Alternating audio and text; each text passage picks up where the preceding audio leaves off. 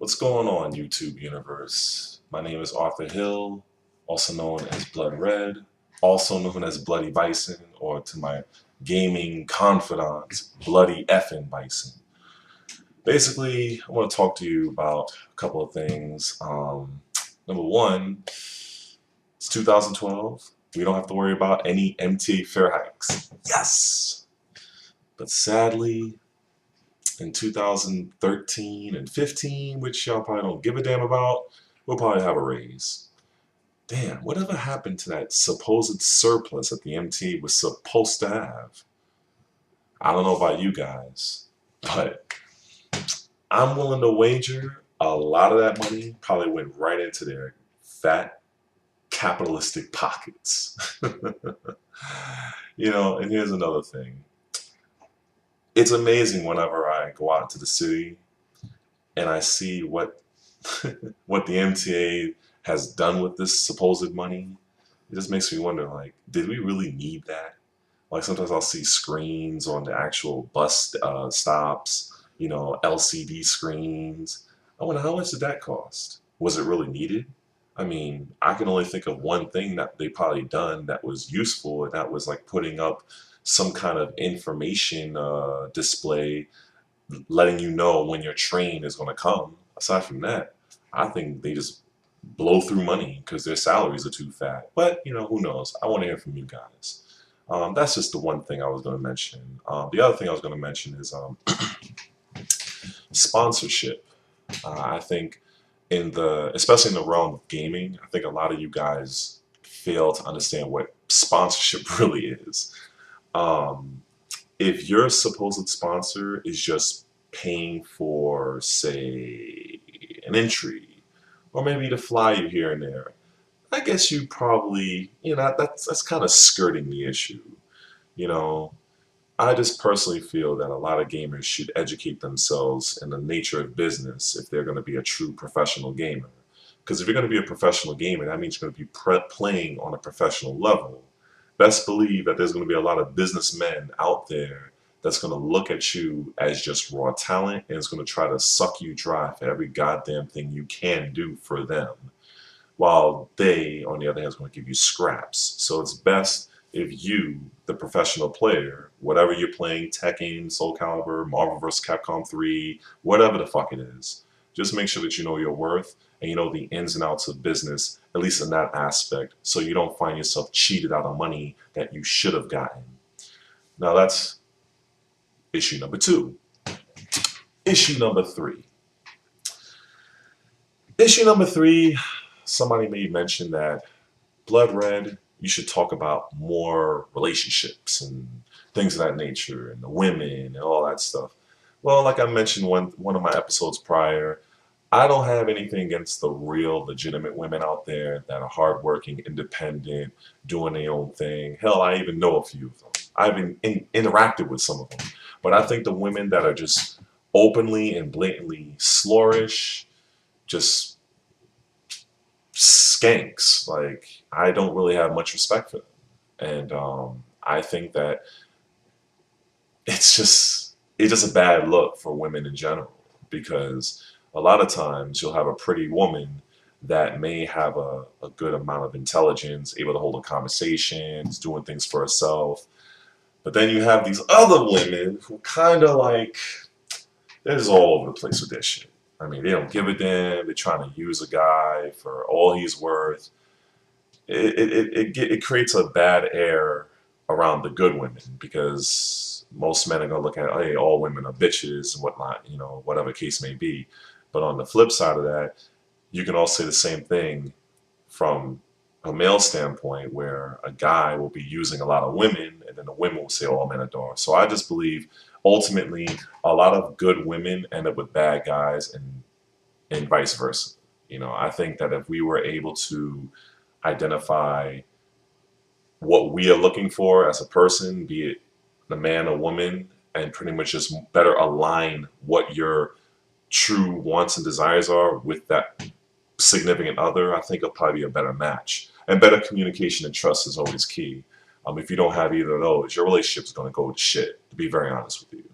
Now, I'm not here to preach love or anything on the Bloody Bison show, I mean, hey, if you want that as an episode, hey, let me know. But I'm just here just to inform, entertain, and otherwise just craft whatever bullshit I can conceivably think of.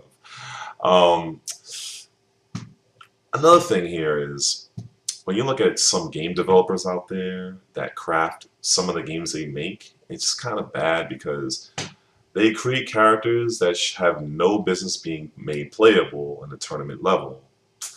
And I've touched on this before with the whole Algol thing, and I'm just hearing now that Algol and Hilda are going to be made playable in Soul Calibur 5. I personally don't think that's a good move for the Soul Calibur community on the gaming front, but hey, I guess we'll stay tuned on, what is it, January 31st, that's when the game is released.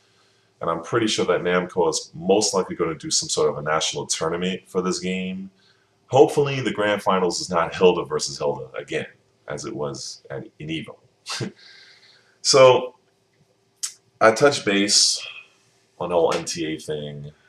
I think the other thing that I want to touch base on is the fact that jobs in this country are so ass. A lot of times you are faced with getting there on time, fulfilling certain policies, interacting with customers in a professional manner, all this stuff, only to have your job just let you go for the most insignificant bullshit imaginable.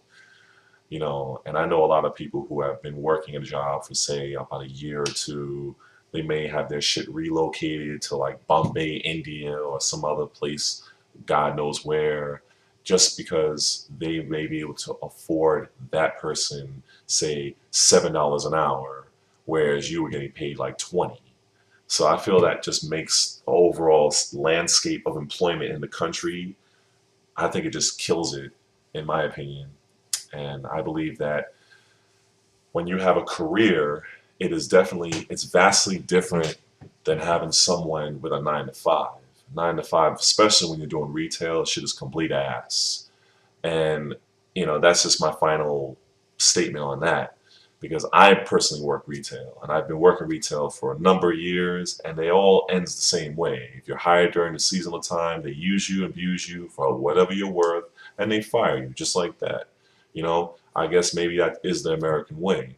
You know, I guess also to further elaborate on the American way, seems that if you're an athlete or an actor, you're able to make vast amounts of money doing the most menial tasks. Yeah, you may have some God-given talent, chucking a football or basketball or some other bullshit like that. But I believe that if you have the drive to pursue your education, chances are, if you're in it for money, I think it's probably the poorest route you can think of, because the alternatives, with being in sports and things of that nature, even some fighters, they're going to make more than someone with a college degree, and I think that's just fucked up. Um, but what are you going to do? This is America, land of the brave, home of the free, all that, all that. You know what I mean? So at the end of the day, it comes down to choice. Choosing a top tier fucking character, choosing a profession, choosing a relationship, choice, and it all comes down to that. And I think what defines an individual versus another is the choices that they make and how they follow through with those choices. A lot of times you may have those individuals that may regret those choices. Oh fuck, I went to this game tournament. I entered Street Fighter and I played Bison. I ran into a fucking Guile player and I lost.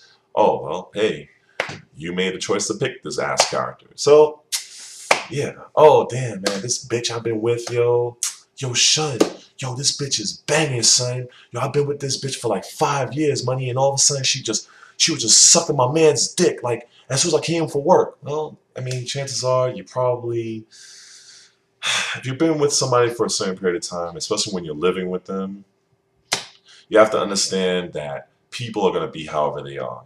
And before you make a huge leap in a personal relationship, you should know the ins and outs, at least to the best of your own ability, as to who that person is and what kind of circle they surround themselves with. If they're unwilling to reveal that to you, the chances are they're not for you. So for that individual on YouTube that wanted me to talk about relationships and all sort of jazz, hey, I think I just fit.